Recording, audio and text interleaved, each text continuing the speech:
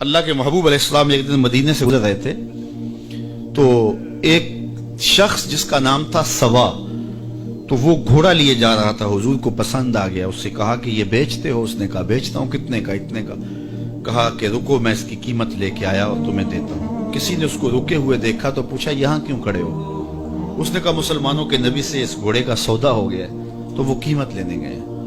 اس نے کہا مجھے زیادہ پیسوں سے دے دو، تو اس نے کہا میں تو یار سودا کر چکا ہوں۔ اس نے کہا کہ کوئی گواہ تھا؟ کہا نہیں۔ کہا مکر جانا۔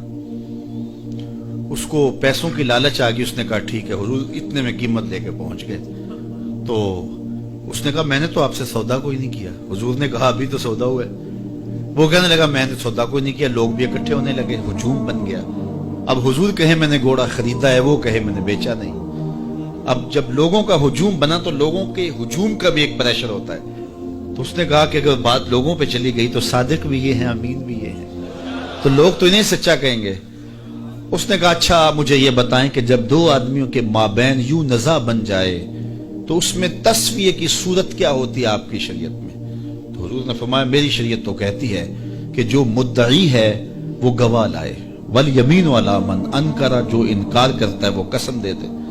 اس نے کہا پھر ٹھیک ہے، آپ کا دعویٰ ہے کہ آپ نے گھوڑا خریدا ہے تو پھر آپ گواہ دیں، اور اگر آپ کے پاس گواہ نہیں ہے تو پھر میں قسم دے دیتا ہوں۔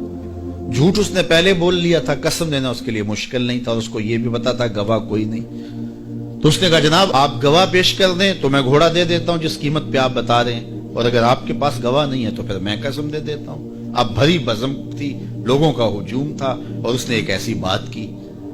قبل اس سے کہ کچھ دیر گزرتی، حضرت حذیفہ بن یمان الانصاری رضی اللہ تعالیٰ عنہ آگے بڑھے اور کہا کہ گواہی مانگتا ہے؟ اس نے کہا جی میں گواہی مانگتا ہوں۔ تو کہا میں گواہی دیتا ہوں، جتنے میں حضور نے بتایا اتنے میں سودا ہوا ہے اور حضور نے گھوڑا خریدا ہے۔ اس نے کہا جی ٹھیک ہے میرا مطالبہ پورا ہو گیا، گواہی چاہیے تھی، درکار تھی، گواہی مل گئی۔ تو اس نے گھوڑا دے دیا اور قیمت اس نے لے لی۔ قیمت اس نے اپنی مرضی کی گھوڑے کے مطابق ہی لی تھی، وہ تو زیادہ پیسوں کے لالچ میں مکرا تھا۔ تو خیر اس کو راستہ نکلنے کا مل گیا۔ لوگ ہٹنے لگے تو حضور نے حضرت حذیفہ رضی اللہ تعالیٰ عنہ کو اشارے سے قریب کیا اور کہا کہ تم نے گواہی دی، تم تو موقع پہ موجود ہی نہیں تھے، تو تم نے گواہی کیسے دی؟ تو حضرت حذیفہ رضی اللہ تعالیٰ عنہ نے کہا حضور گھوڑا کیا ہے، آپ کے کہنے پہ تو ہم نے رب کی گواہی دے دی، ہم نے رب کو دیکھا تھا، آپ نے کہا نہ ہے تو ہم نے مان لیا، تو یہ گھوڑا کیا ہوتا ہے؟ تو حضور نے حضرت حذیفہ کا ہاتھ پکڑ کے فضا میں بلند کیا اور لوگوں کو کہا جانے والوں رک جاؤ۔